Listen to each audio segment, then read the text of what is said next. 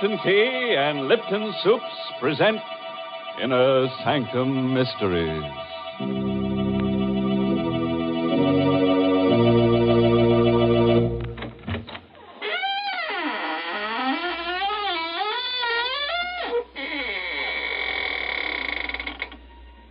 Good evening, friends of the Inner Sanctum. This is your host, waiting to act as your guide through the squeaking door on a specially prepared travelogue. First, we'll take a little jaunt with jeopardy along the path of peril, where we'll prowl with panic until we take the left turn into Horror Highway, and thence via Terror Turnpike straight into the road to ruin. I don't think I like your itinerary, Mr. Host. If you don't mind, I'd much rather take a shortcut to the highway of happiness via the kitchen. And pray tell us, by what signpost shall we recognize your blithesome highway of happiness, Mary? Well, you'll just know you're headed for pleasure when you take your first taste of swell Lipton tea. Because, what a world of contentment there is in every cupful. What flavor, what wide-awake flavor.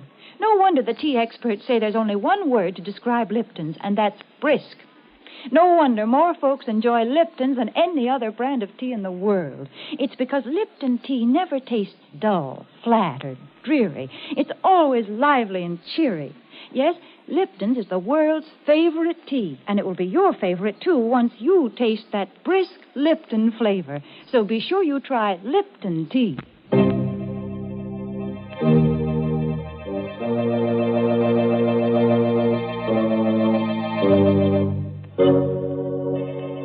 Listen now to the strange tale of a boy and his twin sister, and their dog, and the wreckers of Hurricane Cove. It's called Detour to Terror. An original radio play written especially for Inner Sanctum by Emil Teppelman. And here is Mason Adams as Jerry Watson to tell you the story himself. I had a strange, uneasy feeling all evening after Linda left to drive to Hurricane Cove. Somehow I had a presentiment of danger. Linda and I were twins, and always, in some uncanny way, each of us had been able to sense when the other was in trouble. Tonight, the feeling was very strong. Butch sensed it, too. He was only a mongrel pup, but he was smart. I shouldn't have let Linda go alone, but she had insisted.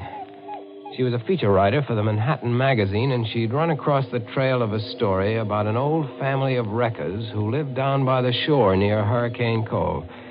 The tale went that this family had made a living in the old days by placing false signals on the shore in order to lure ships onto the rocks and then loot them. It was this story that she'd gone to investigate. Unwilling to go to bed with that uneasy feeling lying heavy upon me, I dozed in the chair by the fire with Butch's whine in my ears. It must have been a dream, because I saw Linda's white face floating in a sort of haze. And then I saw the fear in her eyes as she called to me. Jerry! Jerry, help me! Help me! I came awake suddenly with a cold sweat in my face. Butch was on his haunches by the fireplace, nose in the air and howling as if for the dead. I felt myself trembling. Linda in danger. Somewhere out in that storm, Linda was calling to me for help. She needed me terribly. Come on, Butch, we're going after her.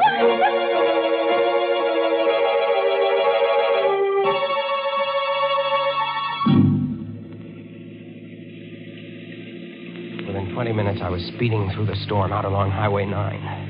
I remembered Linda's telling me just what route she'd take.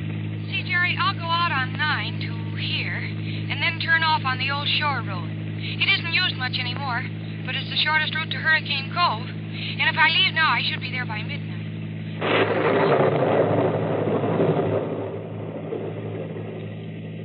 The mist lay heavy on the old shore road, and the rain drove against the windshield, and the swirling fog played strange tricks with my eyes.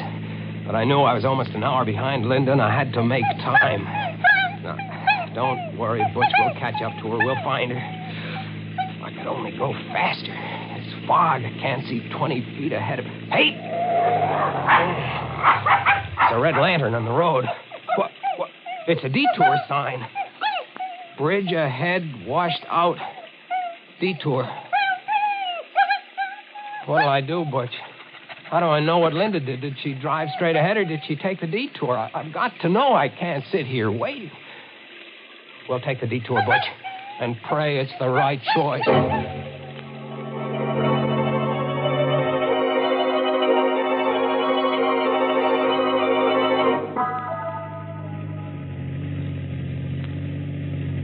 This detour isn't taking us anywhere, Butch. I don't think Linda came this way. Maybe she didn't see the detour sign back there. Drove into the washed-out bridge. Maybe that's what the danger was. No, she couldn't have missed that red lantern even in the fog. She must have turned off. She must have come this way. Hey! There's the car, Butch, stalled in the ditch and blocking the road. It's Linda's car. Come on, let's get to her quick. Gosh, it's coming down and bucking. Never mind the lightning. Let's go. She's not in the car, Butch. I don't see her in the car. Oh, no, she's not in here. Linda! Linda! Where could she have gone, Butch? She was always scared of thunder and lightning. Linda! How can we look for her in the dark and the fog? What is it, Butch? What have you found over there? I'm coming, Butch. I'm coming. Where, Butch? Where? Behind the tree? All right. Linda. She's not. Linda. Open your eyes. It's Jerry, Linda. Oh, Linda, don't be scared, Linda. Everything's all right. It's me. It's Jerry. Oh, Linda. Jerry. Yeah. Oh, thank heaven. Oh, Jerry, take me away from here. Sure, kid. Come on. Here, I'll help you out. Come on. My car's over this way. I must have fainted. I knew you'd come, Jerry. I had a feeling you would. I was afraid it might be too late. Here, get in the car. Yeah. Come on in, Butch. Gosh, you're soaked to the skin, kid. What happened here? Well, there was a man. He was hiding up there behind a tree. The headlights caught him when I got stalled in the ditch. How'd you come to land in the ditch? Well, there's a tree lying across the road. See, look over there. You can just see it in the headlights. Oh, yeah. Oh, I see. Gosh, it's a big one. Must have been struck by the lightning. That's what I thought at first. But when I got out to look at it, I saw that it wasn't struck by lightning. What? Jerry, that tree has been deliberately cut. Linda, are you sure? Sure I am. It's been cut by a saw. The minute I looked at it, I realized it wasn't any accident. Somebody meant to block this road. Great Scott. So I hurried back into the car, and I tried to turn around. I wanted to go back.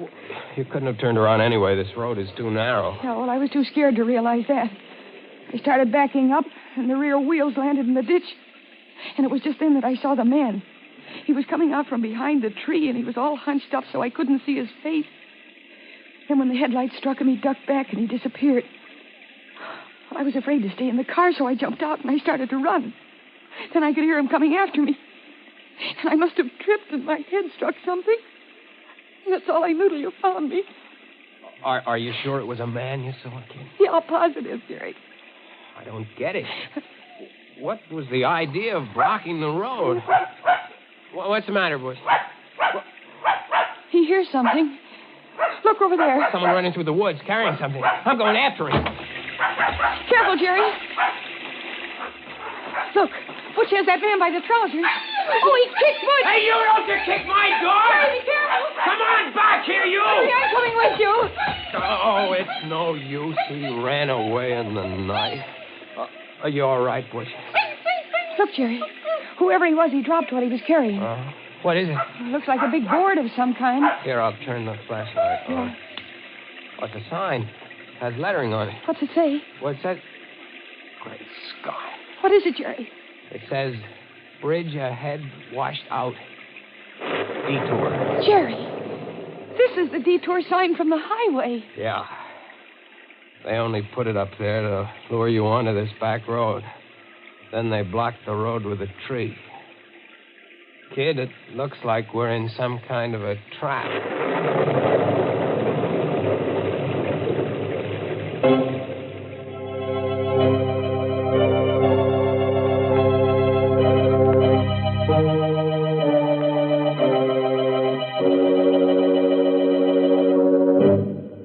Now, what kind of a mess have we got these poor people into? Imagine finding that poor twin sister unconscious behind the tree. And it took Butch to find her, too. I wonder what kind of a tree it was. Oh, probably a dogwood tree.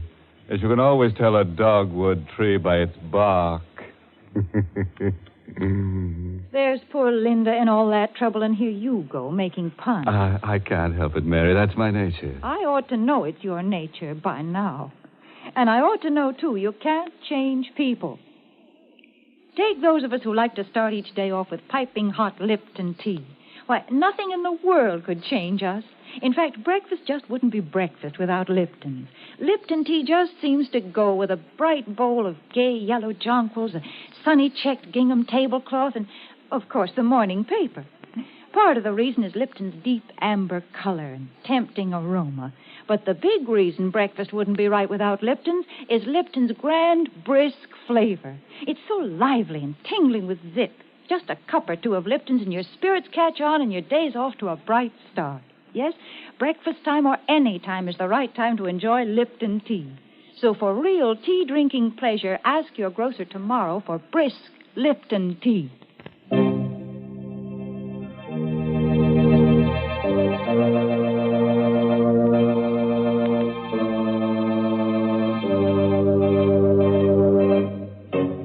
Well, let's get back to our story now and see what happens along that deadly detour. I have a hunch that Jerry and Linda are in for a lot of trouble.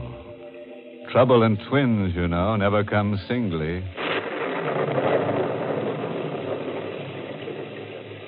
We got back in my car, wet and shivering, Linda, Butch, and I.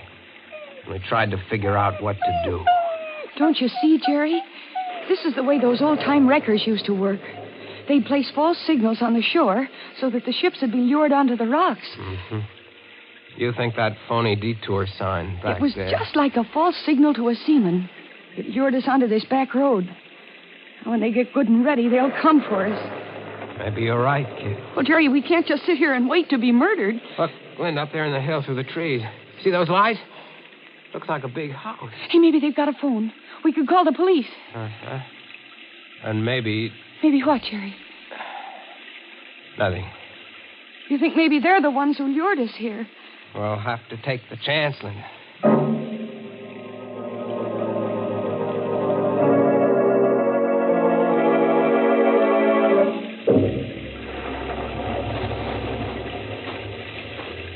The ground here is so soft.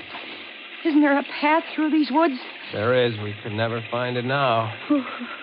Anyway, this is the quickest. There are the lights of the house, up ahead through the trees. They're such big trees, so old and bare. They look like evil things, like they're waiting to twine their arms around us and crush us. Quit it, kid. You'll work yourself up for nothing. We'll be at the house in a minute. What? What is it? The lights, they went out. The house, it's all dark. Quiet, Butch, Why did they quiet. put the lights out, Jerry? Maybe they went to sleep. What'll we do? We'll go up and ring the bell. That's what we'll do. Jerry, What? do you hear that? Yeah, someone playing the piano in there. In the dark. Oh, it sounds uncanny. Come on, I'm going to ring the bell.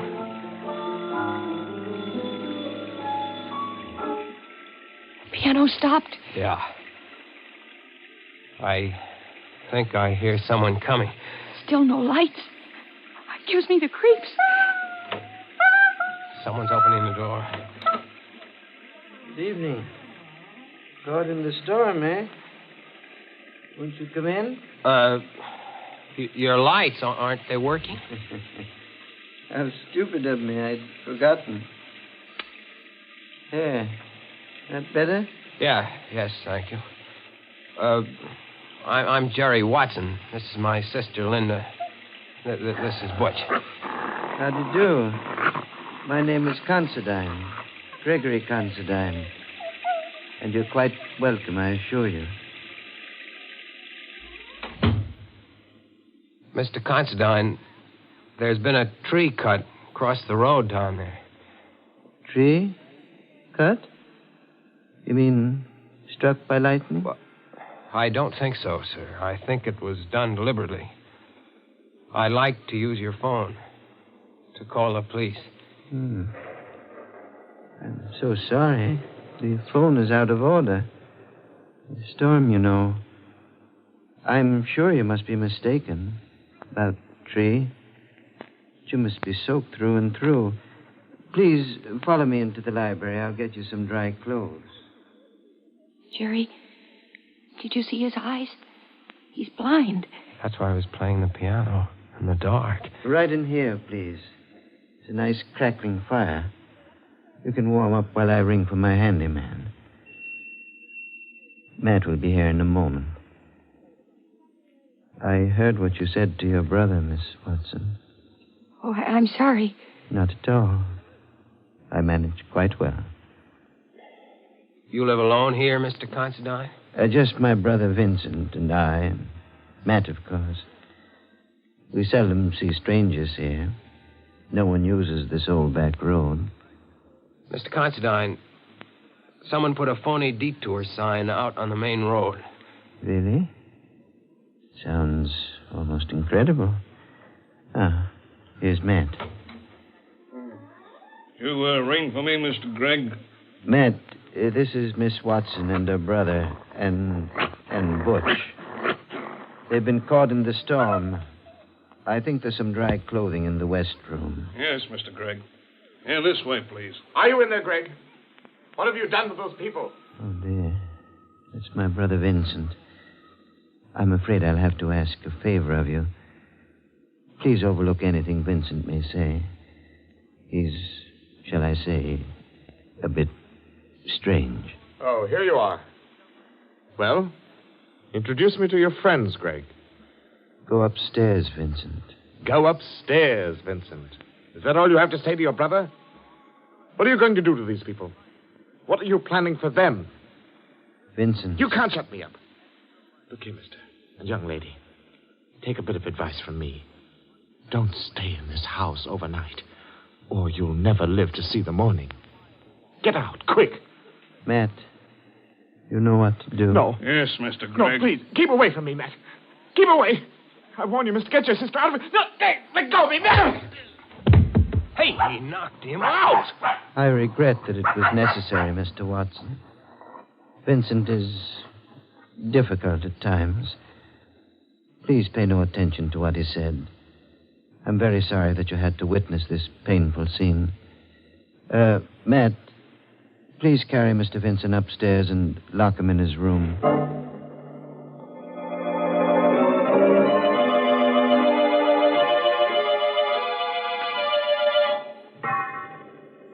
I hope you like these rooms. Yes, thank you. Yes, I'm sure we'll be comfortable, Mr. Considine. They're adjoining rooms, as you see. And these doors bolt on the inside. I advise you to keep them locked all night. We surely will. Thank you for these dry clothes and for the tea. You're quite welcome, I assure you. Now just try to get a good night's sleep. Everything will be all right in the morning. Oh, Jerry, I'm scared. So is Butch. And so am I. What'll we do? First thing to do is bolt the door. He's blind. Yet he frightens me, Jerry. The way he ordered his brother knocked down. Jerry, there's something I've got to tell you. What is it, kid? The name of that family of old-time wreckers is Considine. You mean these are the people? Their ancestors used to loot ships. And now they're working on motorists. Poor Vincent tried to warn us. Jerry, what are we going to do? We've got to get out of here before they come up to finish us off. Let's take a look out the window. Oh, it's pitch black out there. Look, by the streak of lightning, did you see? Yes, I did. That man, that Matt, standing under the tree with a rifle. We're stuck. No escape. What's that? Someone tapping against the wall. In there. Can you hear me? Who is it? It's Vincent. I'm in the room next door to you. It's locked on the outside. Can you get me out? We'll be right there. Quiet, Butch. Oh, Jerry, maybe there's a chance if Vincent will help us. Come on, kid. Yeah. No noise.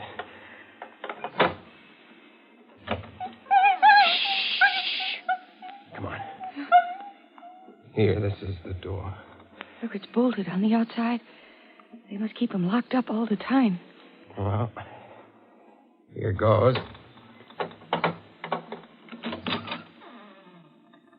Vincent? Here I am.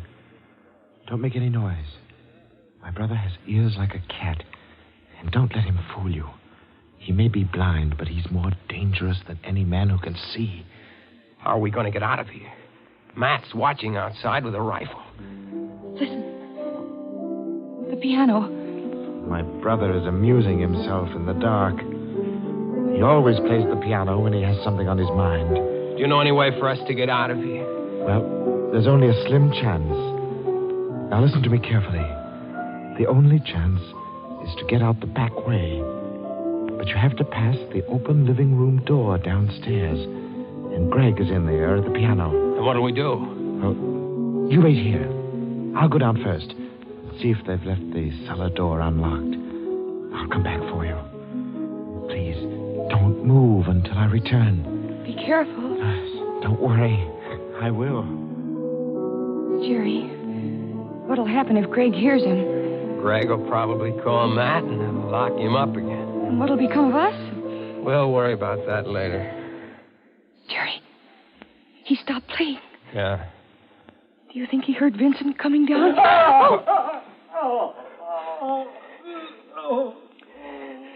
Jerry, Greg caught him. What'll we do? Come on, we're going down. The lights are all out down here.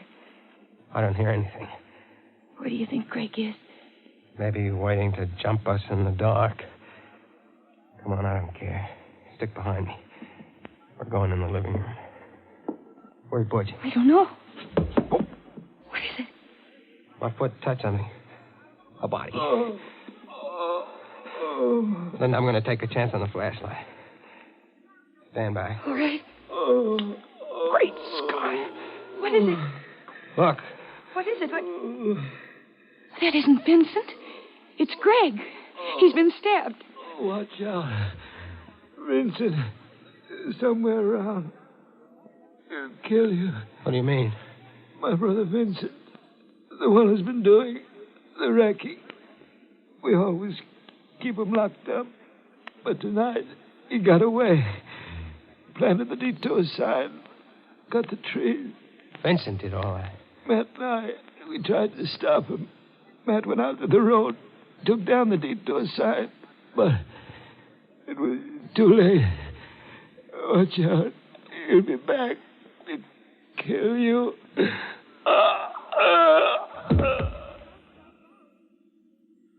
He's dead. Jerry. Poor Greg. And we thought of... Oh, the lights. Thank you for waiting for me. Vincent.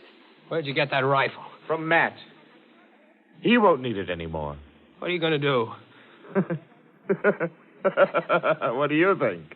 You're crazy. Well, aren't we all? Now, my good friends, if you'll just say a prayer. Any little prayer will do. Don't point that gun at my sister. It won't do you any good to stand in front of her. This rifle is a 30-30. Now, if you're ready... Jerry, he's mad. Look out! Quit! Attaboy, Butch! Let go of the gun!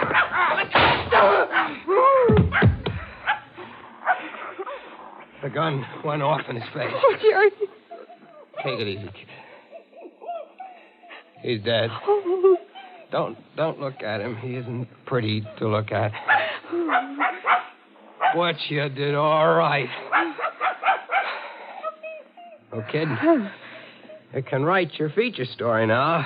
The story of the wreckers of Hurricane Cove. And it'll be under your own byline, too. Oh, I'm going to write it under a double byline, Jerry. The Wreckers of Hurricane Cove by Linda Watson and Butch.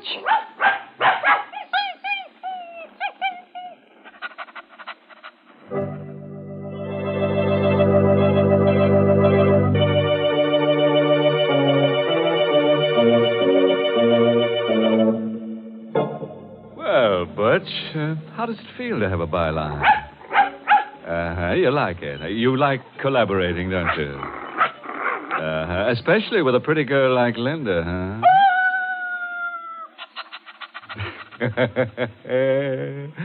Which just goes to prove that there's a little bit of wolf in the best of dogs. But do you know the difference between a wolf call and a wolf whistle, Mr. Host? Let me think. When a fella gives a wolf whistle, he's starved for love. And when he gives a wolf call, he's just plain starved. In which case, there's just one thing to do. Feed him. But if you really want to appeal to his better nature, see that he winds up every meal with a good big cup of satisfying Lipton tea. Men certainly go for that brisk Lipton flavor. It's so lively and full of zip. So make a note right now to ask your grocer for Lipton tea tomorrow morning. Once you taste full-bodied Lipton tea, you'll know why you find Lipton tea in more teacups than any other brand of tea in the world. For Lipton is tea at its delicious best. Start enjoying it real soon. Get the tea with brisk flavor. Get Lipton tea.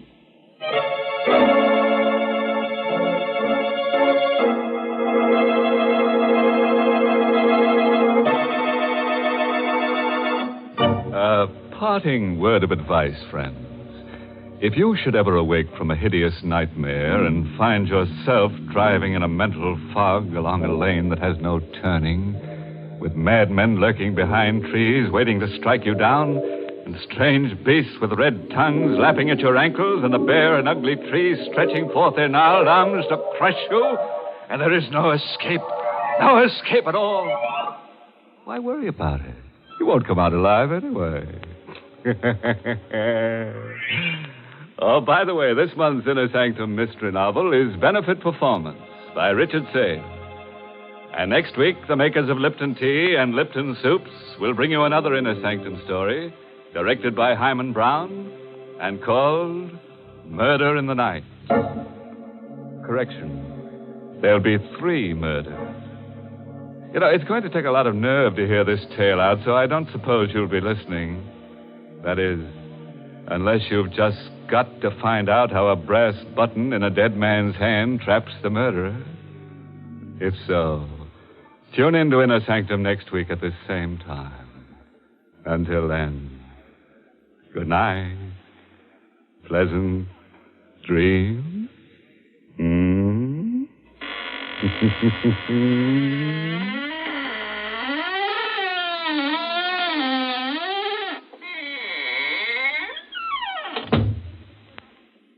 Friends, here's a good way to lead off a meal. Serve quick, grand-tasting chickeny Lipton's noodle soup. The first taste of Lipton's noodle soup takes you back to Grandma's own country kitchen. But you get Grandma's results in a jiffy, because Lipton's noodle soup is a real old-fashioned noodle soup with oodles of tender noodles in savory golden broth that's easy to fix and costs little. Ask for Lipton's when you ask for noodle soup, and you'll hear your folks ask for more. And tune in next week for another Inner Sanctum mystery.